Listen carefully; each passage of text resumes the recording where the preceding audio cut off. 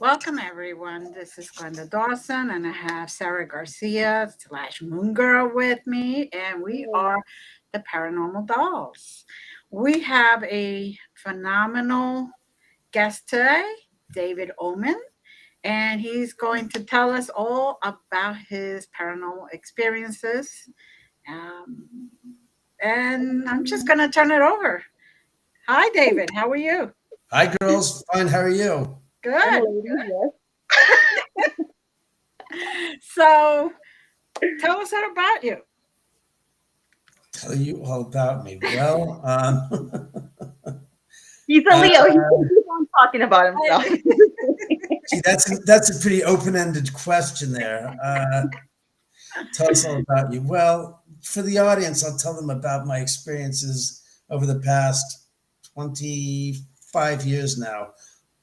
Since we bought this lot found the lot in 1998, that I actually built the house that I live on, that I'm, I guess, infamously known for, or famously known for, which sits about 150 feet down the private driveway from where Sharon Tate's house once stood on Cielo Drive. Um, about what was it, late November on a Sunday morning in 1998, my father calls me up at 8 in the morning and says, David, I found a lot. It's like, Dad, it's 8 in the morning. What? And he goes, just get up, because I found a lot in Beverly Hills for $40,000 in the Sunday classified. Now, mind you, the classified section of the Los Angeles Times was again, this is pre-internet and Mhm. pre-Google, etc. So he would get up on a Sunday morning, read the newspaper, and go right to the classified ads, and found this lot. And I said, let me guess, Dad. It reads 40K. And he goes, yeah. And I said, in Beverly Hills, Dad, a lot. It said 40,000. What is it, a vertical slope? So he goes, look, just humor me. Go meet me up here. So I got up, went off to this location. And when I got up here, I looked and I said, oh my God. And staring in front of me at about 150 feet away is this big wrought iron gate. And there's construction going on. I'm thinking, oh my God, that's where the Tate murders took place. Because we used to come up here in high school to check out the Tate house. Um, and to this day, people still do, so it hasn't exactly changed. So my dad pulls up in his Firebird, and I'm like, Dad, I said, that's where the Tate murders took place. And he looks at me with a scowl, saying, Tate murders? He goes, we're here to look at a piece of real estate. Will you get focused? So I turn to my left, and I look, and there's this slope of a hill going down, and I'm going, that's the lot? He goes, yeah. He goes, it's pretty damn steep. And he goes, well, that's what we're looking at.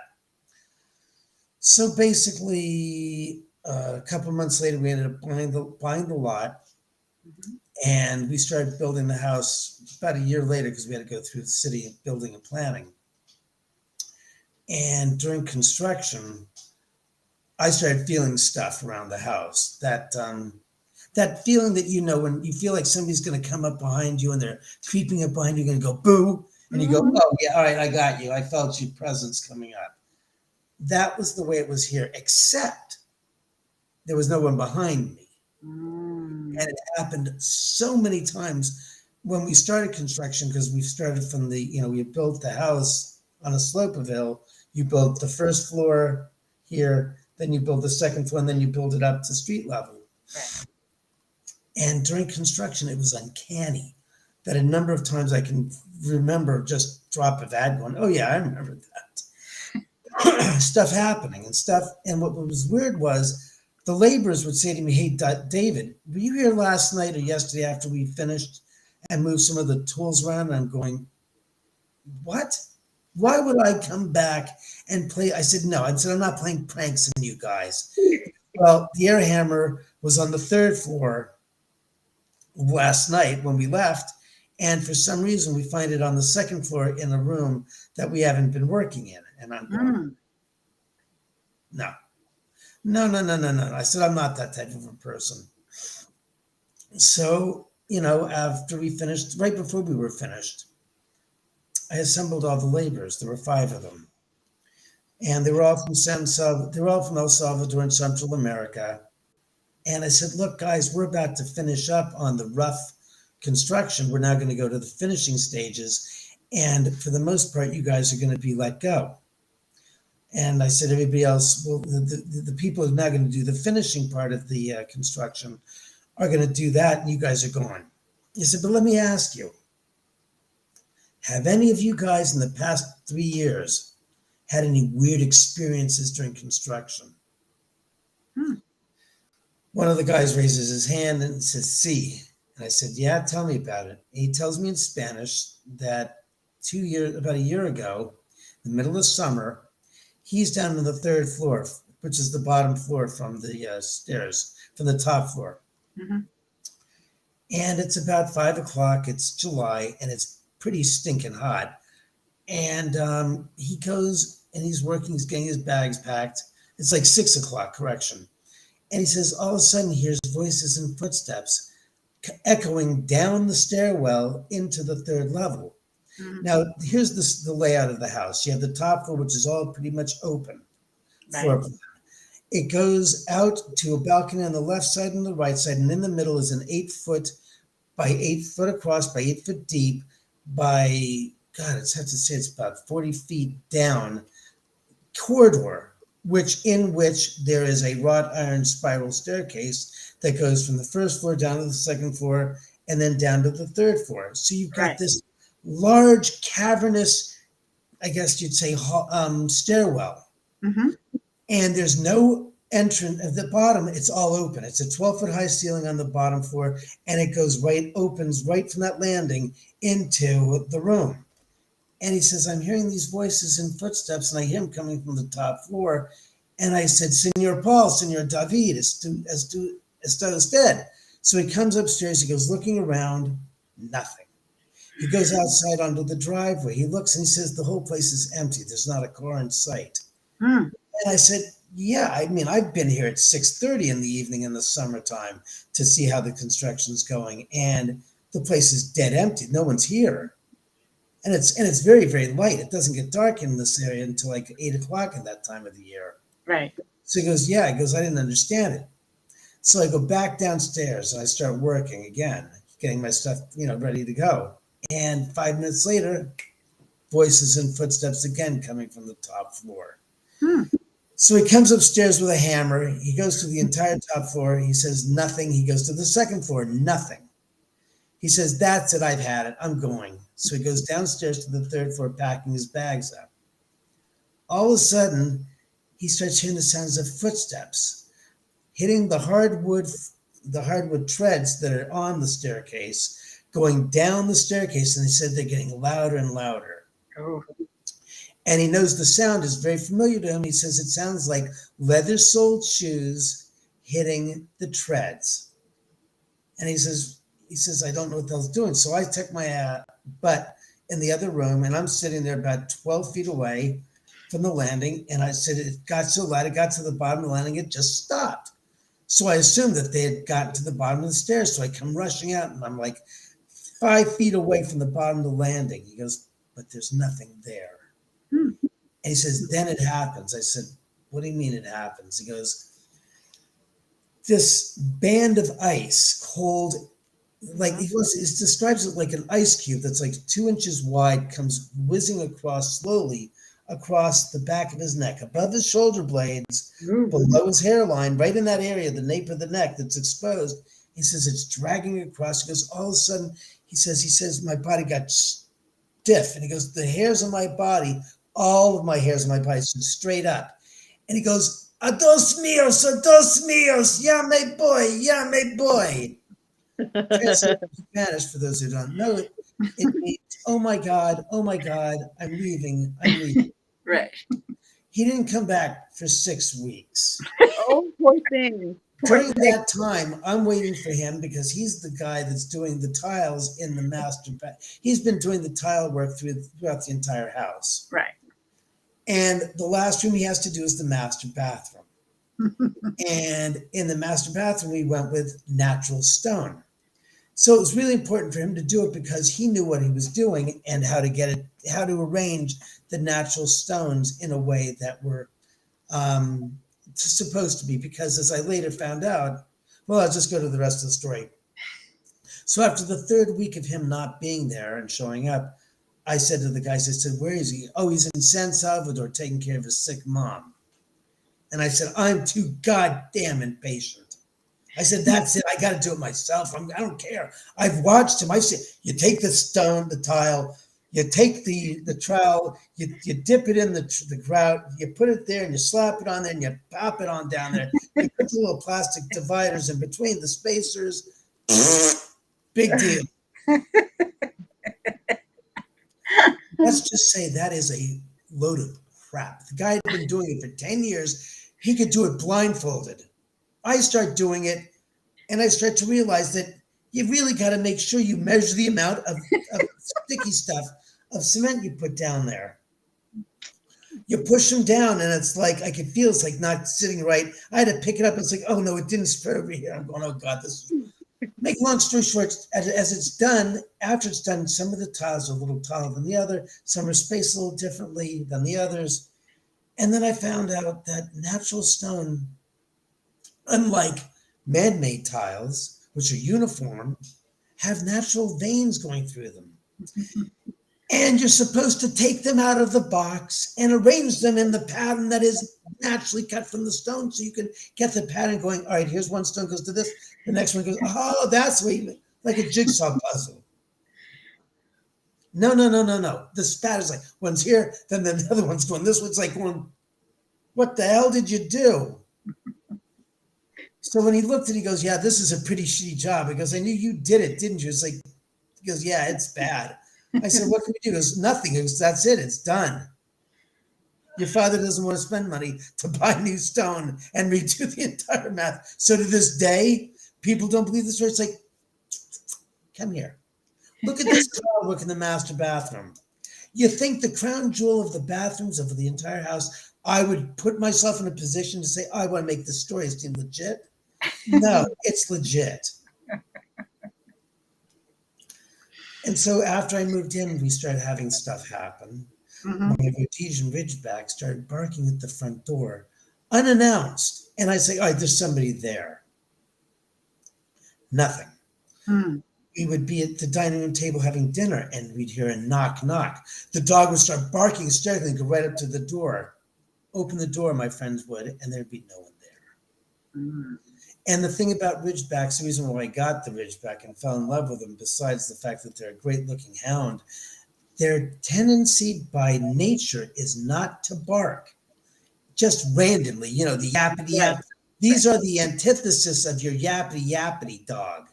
These dogs don't bark unless there's a threat to their home domain, or there's a threat by a person that's giving them the willies, and they're going to say, get away, I'm protecting my owner and my family from you. It's to warn them off, and otherwise they don't bark. Well, this dog I have on video doing that routine when no one was behind the door, and it was strange as hell. And it was uncanny. And then we started having things happen where I was hearing voices in the middle of the night and sometimes during the day. And I'm thinking, whoa, what? And I'm thinking, it's one of the windows on the second or third floor that's open. And you're hearing the neighbor who was down below, and he was on his rooftop deck talking. And I go through the house and all the windows were shut. And then stuff started happening where one night I had a date here a few years after I moved in, and we're in the third level in that same room where the experience had taken place with my laborer, and I'm watching White Chicks, and we're in the middle of the movie, and when it's some part of the movie where it's kind of like quiet during the movie, all of a sudden we hear a man speaking to somebody. But not in the room, but as like coming down the stairwell. And I'm thinking to myself, God damn. I said, so I go in the other room and I pick up the telephone in the house, and it's a dial tone. I said, oh, I must have missed his call. I must have left an message on the answering machine. I pick up the other telephone and I decide to call the phone that's on the home machine. Mhm. And I hear ring, ring. And I thought to myself, wait a second. I didn't hear any ring, ring before I heard this man talking. How is Mhm. that possible? So I go tell my data sub, be right back. I go upstairs. I go through the entire top, second, and first floor. Mhm. No windows open. Go up to the answering machine. No telephone calls. Mm. Go look at the caller ID. Only call in the past hour is my call. Mm. And I'm like, oh, gee whiz. I said, this is good. I've got a witness that has no idea about the story, and I can actually get some information from her. So I go up downstairs and I said, all right. I said, what did you hear? She goes, what do you mean, what did I hear? I heard what you heard. I heard a man. It's like, yeah, I know that. I said, can you describe?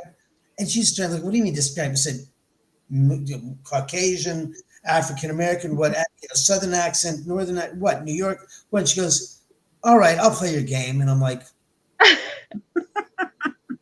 and she says, goes, late 20s, Caucasian, no accent, just having a conversation. Sounds like he was talking to somebody. I said, that's what I heard. She goes, like, what do you mean? Well, I said, I just spent the past 5 minutes going through the entire top floors to see if there was a window open. I went to the answering machine and I see there's no calls. I said, by the way, did you hear a ring ring before you heard the guy talk? She goes, no. I said, yeah, because my call was the only call that came in. Excuse me, as I'm saying this to her, she's like going like this, thinking, and the gears of her mind are thinking and processing this. And then her eyes started going like this, like bigger and bigger. And she goes, do you mean to tell me that that was a ghost? I said, I don't know what it was, but I can tell you what it wasn't. And with that, that was the end of the date. She ended up taking off. I never saw her again. That was done. It wasn't meant to be. It wasn't meant to be. Yeah. This is, you go out with somebody who lives in a haunted house and you can't hang with it. Yeah, I don't think it's meant to be. Hang, man. Well, here's the funniest part. A couple months later, I'm in my bedroom. It's 8 a.m. I woke up. I'm sitting there staring at the ceiling, which is the ceiling above me would be the floor from the living room balcony towards the kitchen. And it's literally my room sits right below that. So I'm sitting there in bed and I'm blinking my eyes thinking, all right, I got to get up. And I look up to hearing the sounds of the footsteps. And I'm like, what the? And I look and I can hear the sounds trailing from the balcony above me, walking towards the kitchen across the floor. And I'm like going 1, 2, 3, 4, 5, 6. I'm not counting seconds. I'm counting the footsteps going from this direction to here because you can hear them going. And I'm going, holy crap. And I looked, I said, well, it can't be the dogs or the cats because my 2 dogs and my 4 cats were on the bed with me. Mm-hmm. And I thought to myself, well, I know that I've got the house alarm on and it's got an infrared motion sensor that scans that entire area. And it's on, and I look to my right, I look to my left, and there the alarm pad is there, and it's still blinking, and it's armed. I'm thinking, oh my God, I'm hearing the freaking voices a couple months earlier, and now I'm hearing the footsteps that my contract labor heard years ago. I'm thinking, oh God, it's like that is such, oh my God. I said, okay, am I going to get up and go upstairs and check it out? It's like, hell no, I'm going to sit here and defend the dogs in the safety of my bedroom for the next hour. So I sat there for the next hour till 9 o'clock. I said, it's 9 o'clock. All right, I got to go upstairs. I got to get on with the day. I go upstairs. The front door is deadbolt locked. The windows are locked. Nothing has been touched. The alarm sensor hasn't gone off. The infrared sensor is working fine. And I'm like, that is balls crazy nuts. I can't believe it. So that in a nutshell is my story. You know, there's You asked for an introduction. There's my answer. There you go. There you go. Well, Now- you did not disappoint. That. So I'm curious because I would have been that one that would have counted the footsteps and then gone upstairs and kind of started walking the same amount of footsteps to see where it led. Did you ever do that? No, but I knew. Like I said, in the house, and I've had company here, real people in the house, and you can, like I said, it's clear enough that you can hear the sound of the footsteps going 1, 2, 3, 4, 5 across the floor above you, going, okay, you're going into the kitchen. There you go. Okay. And it was pretty clear. It was like going, holy hell. And at the time, we didn't have the camera system set up in the house. But since that time, I've got some video footage on my YouTube channel from, I think it was like 2 years ago now. At like 5 in the morning, I woke up in my bedroom again to go to the bathroom. Mm-hmm. And went in there. And as I'm cleaning up to come back to bed, I could hear, I don't want to say commotion because that's a little too dramatic, but I definitely heard sounds above me and thinking, and it was funny because people said, what did you do? What did you do? It's like, I was goddamn exhausted. I didn't want to get up to go to the bathroom to begin with.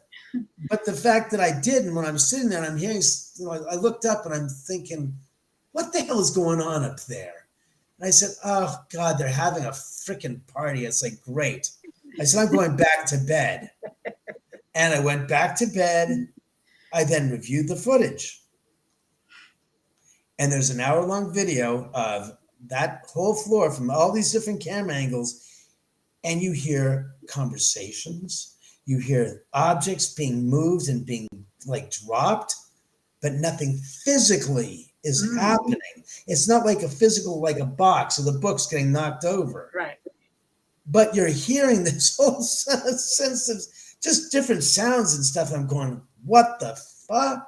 Holy my God. I'm like going, and people say, does it scare you? It's like, no, when it bothers me is when they wake me up, but they're pretty good about not interfering with my sleep in such a way that it's so pronounced and making me feel like, oh crap, they're bothering me. It's like, then I'd say, hey, you a-holes, cut it out. I want to sleep and I don't want you to disturb me. But like I said, it's for the most part, it's innocuous to my senses. Mm-hmm. Maybe that's because it doesn't bother me anymore and I'm not focused on it. Unless something happens and it's like, okay, I heard that. Mm-hmm. And it gets my attention. Otherwise, I don't really, how should I say, pay much attention to it at all. Right. Well, after a while, you just kind of get used to it. And as long as everybody stays in their lane, so to speak, and, Oh, yeah, I'm going to say in your lane. What lane are we in? It goes, we're dead. It's like, well, that's right, you're dead. I'm sorry. What am I thinking? What kind of car are you driving? That's right, you're not driving a car. Well, I live in a house of 1900, so I have my own share of tenants, as I call them. And I keep telling them, you stay quiet, you don't bother anybody on the second floor and the first floor, you could stay in the attic. And we're good. Very good.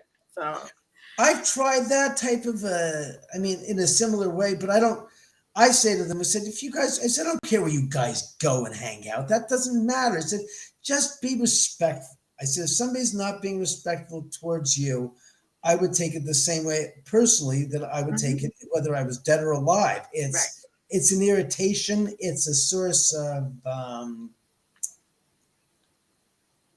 non-acknowledgement. Mm-hmm.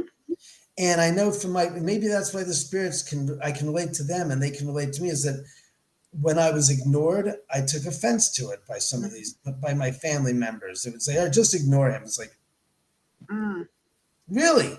You think that's going to help? I don't think so. You're just pushing away. What the old saying is the harder you push, the harder they're going to push back. Right. But then, like I said, I've never felt threatened. I've always felt appreciated, except for one time. when I got an electric bill a number of years ago that was 3 or 4 times the normal amount. It was about $800. And I was like, my regular bill is $200. What the fuck? And when I tell the story, they go, "What, are you serious?" I marched down. I came in the house, opened up the letters. Like, I didn't, not even take a beat. I walked straight across the living room, walked down the stairwell, walked down the corridor to the second floor, to the laundry room adjacent to where I am right now. And I had in my right hand the bill. And I was fuming. It was like, you didn't just add insult to injury with that act. And I said, spirits, I have in my hands a, God, you know what, electric bill.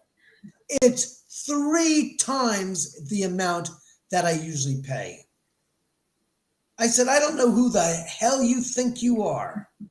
I said, the last time I checked, I'm the only one here that's wearing pants. And in those pants is a back pocket. And in that back pocket is a wallet. And in that wallet is money and a credit card and a debit card, in which this all is going to come out of my personal hide. I said, last I checked, and I went, you're not going to do this to me ever again. I will get the world's greatest psychics, the world's greatest medium, the world's greatest exorcist here, and send you packing. If you were going to send me to the God, you know what, poorhouse, I said, last I checked, I said, there was nothing here but a vacant piece of land. I said, and after 4 years since we purchased it to where we are when we finished it almost, I said, my mom and my dad and I spent all that time, my blood, sweat, and tears building this. I said, you're taking advantage of this prime piece of real estate. And you have 3 floors to occupy and hang out on. I said, where do you get off being so disrespectful? I said, do you know how I feel? I feel totally disavowed. And I'm laughing at you now, and I'm thinking to myself, oh, I'm telling him this. I said, it's the biggest line of bullshit, you know what? That I'm trying to basically stand and posture myself against the spirits and saying, don't make me have to pay for this. And that was the last time I got an electric bill that big ever. But I remember what led me to that conclusion was, it wasn't just a random act. It's like, oh, it's random. I had experiences 2 months before the bill came in, where lights were going on in the middle of the night in other parts of the house. The televisions were turning on in other parts in rooms that I hadn't been in. There was an incident where my home phone and answering machine was hooked up to it was the cordless. It was hooked up to the receptacle near the bar sink. Mm-hmm. And earlier in the day, I was in the kitchen working and making something to eat, and I heard this weird sound like, and I didn't make any. I could say, what the hell was that? I went around the house. I didn't figure what it was. A couple of hours later, my friend called me on my son. He goes, hey, your phone's out. I said, what? He goes, yeah, I can't call your house. I went to the telephone extension where the machine was plugged into the wall, and the cordless handset, the base unit was, and I look at the gosh darn receptacle where the plug is, and it's one of those IFGs, which is it's a ground receptacle that's got a little, it's a water outlet receptacle near it. So if it gets shorted, it automatically sets out the receptor. Has to be reset. So I looked at the little freaking button, and apparently the sound that I heard 4 hours earlier was that receptor being blown out. So I had to reset the thing and push it in, and the phone was not working. And I was like, what, 4 hours, no telephone? Because that's what you did to me? Some funny joke. And I realized that all those different occurrences were leading up to the electrical issues that we had the following 2 months later. And I said, that's why I went off my handle, because the spirits, because there was no one else staying here at the time, no visitors, nothing major where I would have had an unusual surge of usage of power. Right. So, Wow. Yeah. Well, for those out there who may not know, like, the history of Cielo Drive, do you want to maybe talk about it? Right. You want me to talk about Charles Manson? All right, in a nutshell, on between August 8th and August 9th, just shortly after midnight, about, like I said, 150 feet down the street on that property where Sharon Tate's house once stood, 5 people were brutally murdered. Sharon Tate was a 26-year-old film actress married to famous Roman Polanski, who had made the movies Rosemary's Baby, and I forgot the other movies he had produced or directed. But they were living there. Sharon was 8.5 months pregnant. They had 2 live-in friends of theirs, Abigail Folger, heiress to the Folgers coffee empire, and Wojtek Frykowski, Roman Polanski's childhood friend, were living there with Sharon to basically keep an eye on Sharon in case her water broke or something happened and she needed to go to the hospital or something, basically to stay there with them to take care of her. Roman at the time was in New York working on a movie, and they were there. There was also her ex-fiance and neighbor up the street, up Benedict Canyon. I forgot the name of the street that he lived on, but he lived literally less than a mile away from here, and that was Jay Sebring, hairstylist to the stars.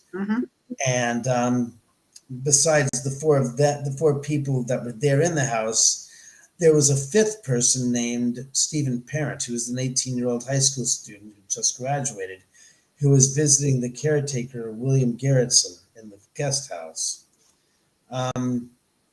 In a nutshell, since I don't want to bring too much attention to that story, Sharon Tate, Abigail Folger, Wojtek Frykowski, Stephen Parent, and Jay Sebring were all brutally murdered at the hands of the Charles Manson family.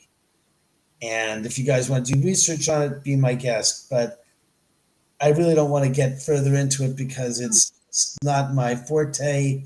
Expertise-wise, I have my own beliefs about the story of how it took place. And there's a cottage industry right now that people are milking to death about, I don't want to say reinventing, but reassessing the sequence of events and the motives of the murders and the people that were all involved in it and the different reasons behind the murders. And to me, that's just not for me. I would suggest looking up Scott Michaels at Dearly Departed Tours, Hollywood, and researching through him, because he's an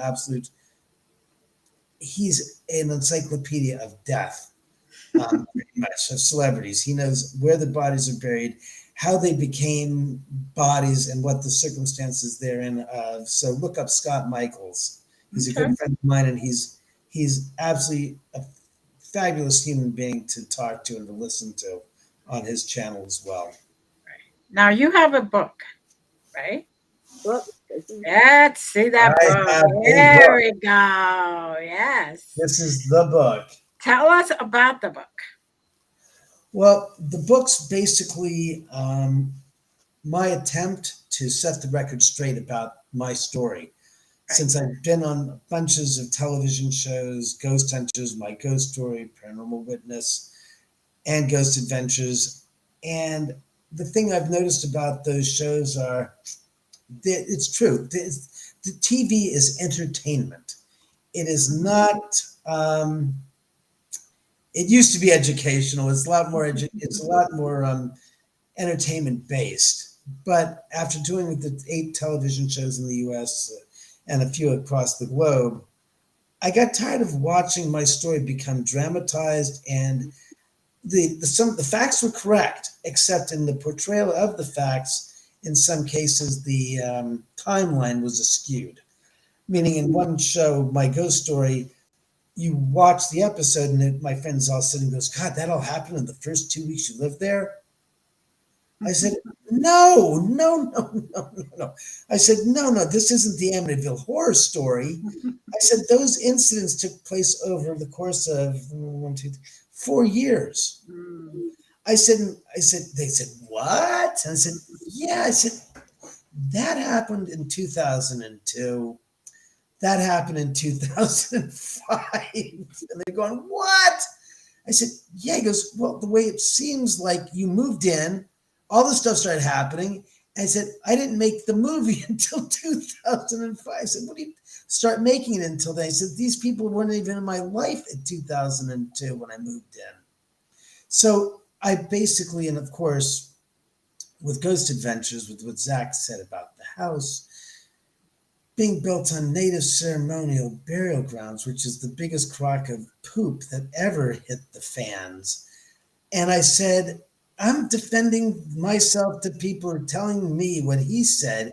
And the real key moment of this was when Scott Michaels was here. We were shooting Bridget Marquardt's Ghost Magnet podcast here in the house in the third level.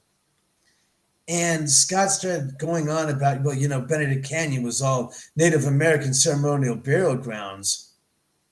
My jaw went slack and my thoughts went, the hell have I heard that before? And I said to him when we went to a break, I said, Scott, what that you just mentioned about Benedict Canyon is all Native American burial grounds, where did you come up with that? He goes, oh, from Zach Baggins. You know, he told me this. And I go, since when did Zach Baggins have a degree in history? Since when does Zach Baggins have a degree in paleontology? Since when does Zach Baggins know anything about this GD area that I didn't tell him about for the show? I said, he has no effing clue. I said, Scott, I said, I hate to break this to you. That's a complete lie. I said, that is not the case. And what this all came about from or arose from was the fact that a number of years earlier, I had picked up the Benedict Canyons Association pamphlet that they sent out every 6 months. And I was just flipping through it and I found this article. It said Native American presence in the Benedict Canyon. I was like, what the? So I started reading the article and it says that in the early 1800s, that the original owner of Benedict Canyon and the whole surrounding areas was this Spanish woman that was African American and Spanish, and her husband, she was a widower, and her husband was this famous general or colonel, and he was deeded this huge plot of land, 4,500 acres of land that the Mexican government had deeded to her or to him, and it was entrusted to her for them to develop. And they were basically huge tracts of lands that they would give to individuals to develop, kind of like what they did later on with the Sooners. They would give away free land to people to stake their claim on the property, to develop it, to bring in the revenue so that it would become agriculturally sound and fit. Right. Well, it said, I later found out, it said that there was an incursion a mile away from where I live. And I was like, what? On Chevy Chase in Benedict Canyon, there's a boulder and there's a placard saying on this spot in 1925, the remains of 3 Native Americans were uncovered from a battle that took place early on in the mid-1800s. So I did the research. And what it said is this woman, I forgot her name offhand, but she had her house about a mile away from there, down towards which is now Sunset and Alpine, and she had a ranch there. And her home was there.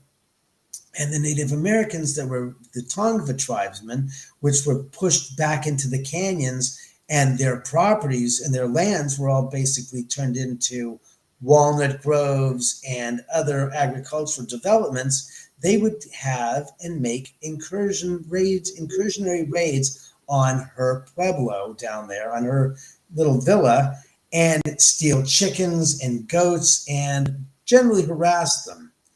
Well, on this one occasion, it turns out it was August of 1846, they came down there, and this time her ranch hands were prepared. And there started a running battle from her property at Alpine and Sunset that ended in the Walnut Grove, which is now Chevy Chase and Alpine. And they buried the 3 Native Americans that were killed on the spot. Only to be uncovered 80 some odd years later in 1925 when they started building the Beverly Hills First Women's Club.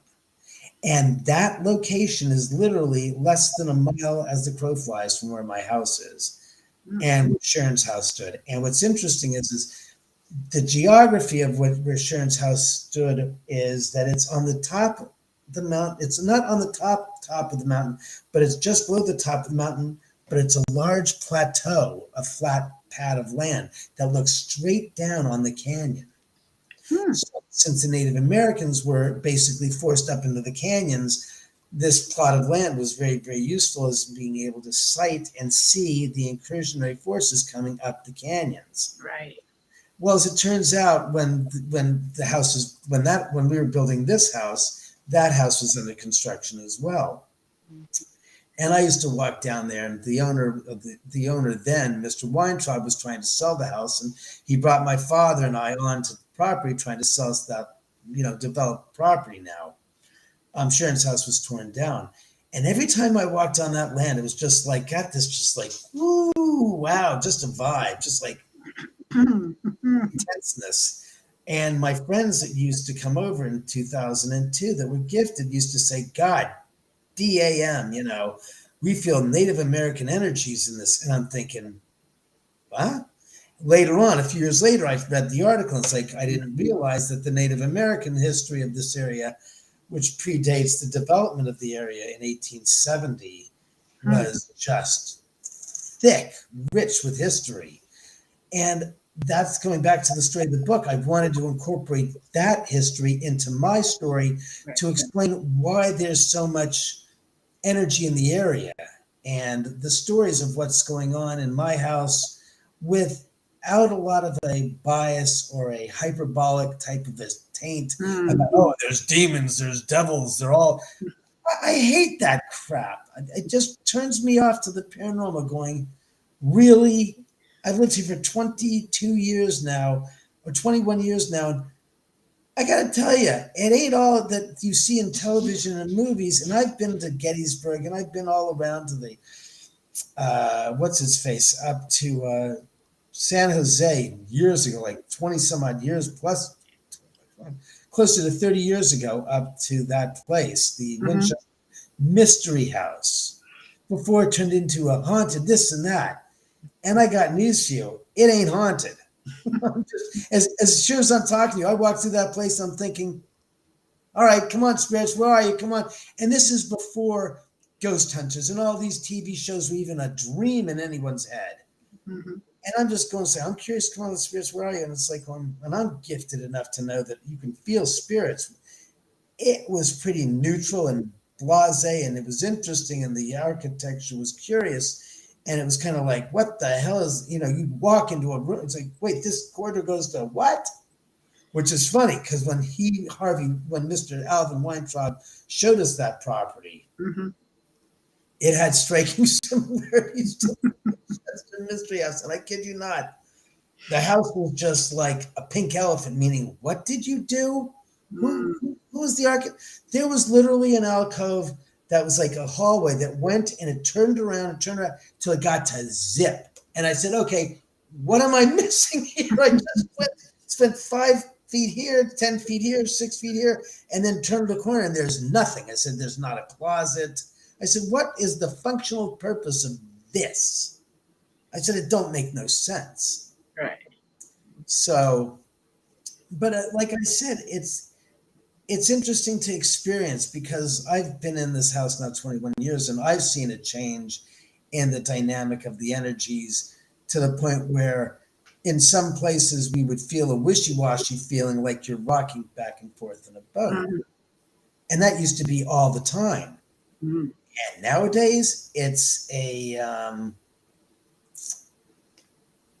occurrence that occurs rarely, but it still happens. But nothing compared to the way it was in the first couple of years. You think that has to do with the fact that maybe your house had a lot of activity, like you had like paranormal investigators, mediums? Do you think that maybe they tried to kind of like, I don't know, let them cross over or something like that? Or do you just think that they're just like, I'm done entertaining you guys? Well, What do you think that? When I first moved in here, and I'd say for the first, we didn't bring any psychics in here until 2004 on the anniversary. Mhm. So I've been here so by that time I had been here for 2 years. So it wasn't like I was bringing people in, and that was Rob Radowski and Al McCary and a few other people that were here. But it wasn't,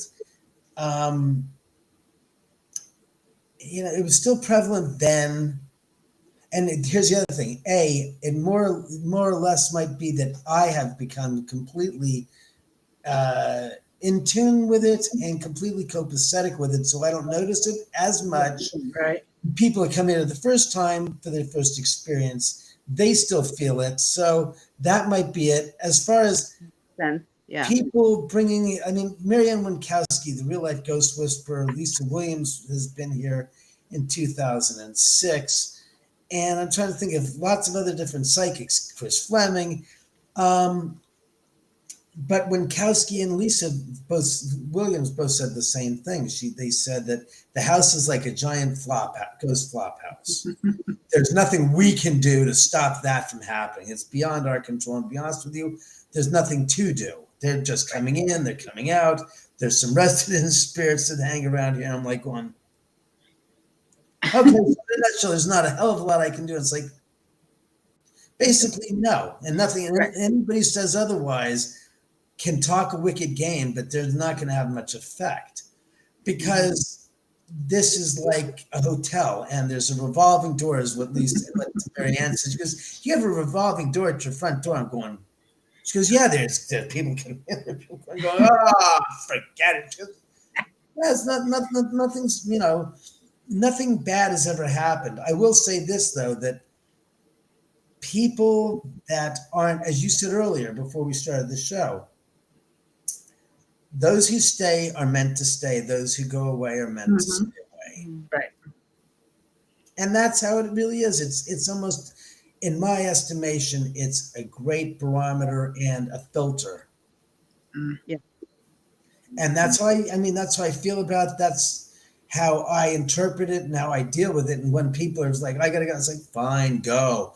An ex-girlfriend of mine years ago said, because I feel like it's a prison. It's like, if it feels like a prison to you, then there's something that is reflective upon you that is about you, not the house. Right.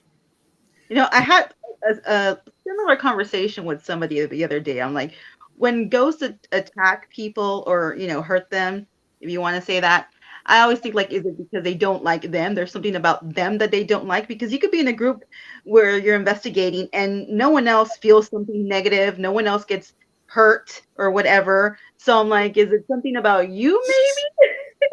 Well, it's true. I agree with you 100%. I had once an occasion where we had 3 guys were a paranormal team on YouTube, whatever, blah, big following, blah, blah, blah. And one of the guys, we were on the 3rd floor in the theater room, and one of the guys said, the door shut on its own.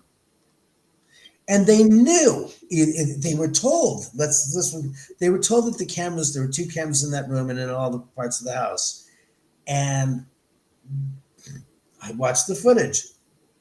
As clear as day, the guy that was the 3rd member of their team kicked the gosh darn door shut. And I'm thinking, I can see you as clear as a bell kicking the.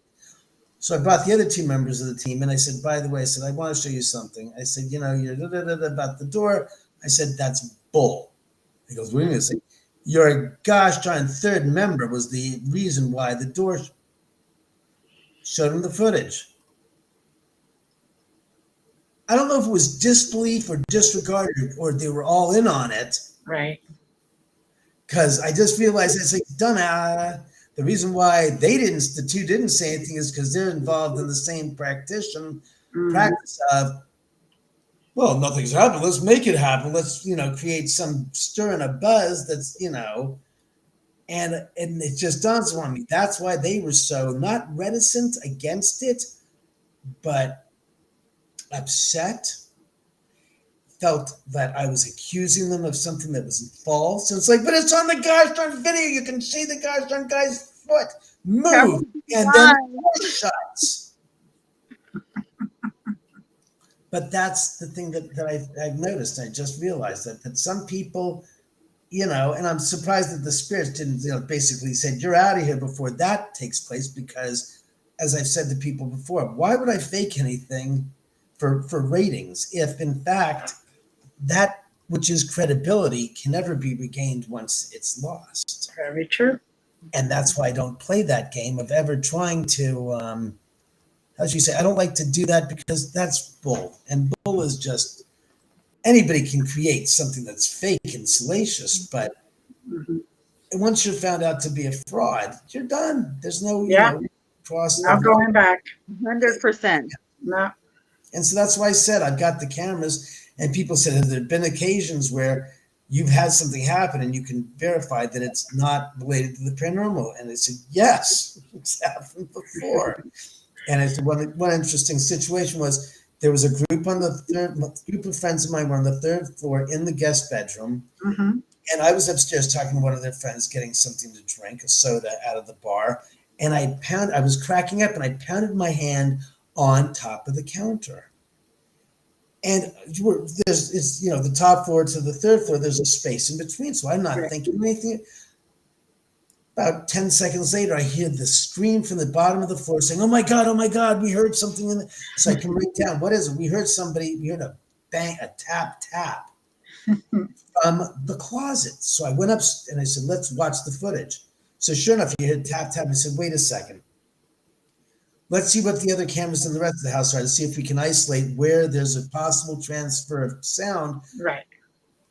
Sure enough, at the time that they hear the tap, I'm on the top floor, and I had just hit the bar, and apparently one of the support beams that goes from the top floor from the bar goes straight down through the floor below, which is the closet below, in the room below, to that closet, straight down, all the way down. And I said, that's it. It's not ghosts. And I showed him the footage. I said, look what I'm doing. Is to look at the time code. Look at the time code. When you hear the sound, it says it matches. That was the cause of it. Right.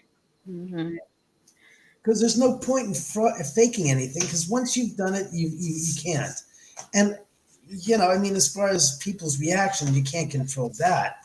But as far as my reaction to it, it doesn't bother me. I mean, people said, aren't you afraid? Aren't you scared? I said, there's an example of is a video I shot a couple of years ago, 1:45 a.m. I'm going from the laundry room down the hallway towards the staircase to go upstairs to get something to drink. As I'm walking past my bedroom door, I thought to myself, spirits, I got you covered. I'm your man. And I threw my hand up. Mm-hmm. Right as if it's in response to the hand going up gesture here. And I heard knock, knock. And I stopped literally 5 feet from the camera, the stairwell. And I'm like, and you can see it in my face. There's no denying it. I'm shell-shocked. I'm like, that lasts for about 20 seconds. And I'm thinking to myself, wait a second. Why would a burglar do knock, knock? I said, to give himself up in a way. It's like, no, that's gone. So it's not a physical being. It's like, oh, shit. And then I said, oh, my God, the spirits can read my mind? Holy crap, there's no safe sanctuary. So I went from a petrified state, processing, going, Right. Go upstairs. I said, spirits, what the hell is that all about? So now you can read my mind? There's no safe haven for me? I said, that's it. And you watch the whole video, and I went through the entire house with all the cameras, and you can hear the knock, knock to different levels of volume, but it's like clear as a bell. There is somebody that's acknowledging what I'm thinking. But that's it, because you can't live on the razor's edge. Otherwise, you'll go crazy. Yeah. No. Some people say, how can I do that? How could I go into houses or buildings with ghosts that I already know are there? I said, you don't understand. Every single place you go to, you may not be aware of it, but they're there. Yeah. The earth has been around for a long time. And there's been a lot of people that have died, and eventually, you know, the spirits will come around. So just some places attract them more than others. That's all. It's like, yeah, it's silly. It's silly to think that we're the only ones here. It's That's for true. sure. Yeah. I agree. Now, you're also a producer. You want to tell us a little bit about that and the movie? Yeah. Well, I'm a producer in name only. In my estimation, until the film is out and released to the public, it doesn't matter what you've got. So, what you're speaking of is this my film, House at the End of the Drive. Okay. That was basically a fictionalized account of my story of a guy. It's a story about a guy who buys a house on a private drive, and unbeknownst to him, some years earlier, his property or where his house was once part of this huge estate. Hmm. The property being the end of the street was where this terrible murders took Right, place, which is quote unquote, as we say, the fictionalized account of the Sharon Tate murders. Right. And what happened is 54 years ago, 4 people were killed at the end of the street. And then after that, they subdivided the lots leading up to the property and built houses. But at the time when he buys the house, he doesn't know it. All the other houses are up for sale and vacant. So he gets the lot for a steal and he moves in and all hell starts breaking loose. And he doesn't know if it's him, if it's in his head, or if it's practical and it's actually happening. Either way, he can't figure it out. He invites the realtor, his friend, the realtor invites a blind date to come over for dinner. Turns out the blind date is the niece of the Sharon Tate victim, the Sharon Tate personage that died all those years earlier down the street. And it turns out the night that they're getting together is the 46th anniversary of the murders. Ooh. Wow. So they go to the house, and it's both fact and fantasy because we use some of the true stories and elements of the murders and the true story of the house that's there. At the time when we made the movie, it was under construction, and they left in 2 bearing walls from the Tate house, and the kitchen floor still there on the property to get away with a remodel permit. So we incorporated that into the movie. Our 4 protagonists go into the property under construction in the middle of the night and get separated through circumstance, and then get transported back to the night of the murders and become the victims. Wow. And they have to figure their way back to the present and also fight the murderers, of which the murders have already taken place historically, so they're already through. So that in a nutshell is the story. Sounds very good. Very interesting. It's an original story. It's like nothing else out there. And I guess it's under the horror genre, except it's more of a sci-fi ghost psychological thriller. Right. Because it has a few elements of horror, of gore, but it's not a slasher film by anything. It's not a Freddy, it's not a Friday the 13th. It's not a Halloween. It's nothing like that. It's just, I don't get into all that blood and guts. Well, I wanted to say thank you. You were great, and please do let us know when the movie's out. Oh, absolutely, I will. We're working on trying to get it to one of the Netflix or some other platform to get it out there to get released. That's wonderful, wonderful. I'm really looking forward to it. So am I. Thank you for being here, and please do come back. I will be happy to, by all means. Great, and We have a lot to talk about, I feel, so please come back. Yes. Thank you, Sarah Moongirl, and thank you everyone for being here and following us. And please do look up David Oman and his books and all that. So, David Oman. yes.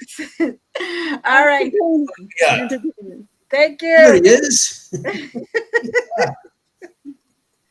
Have a good one. Bye. You guys take care. Please hold on for a second. Don't leave, David. Hold on. We're not Thank you.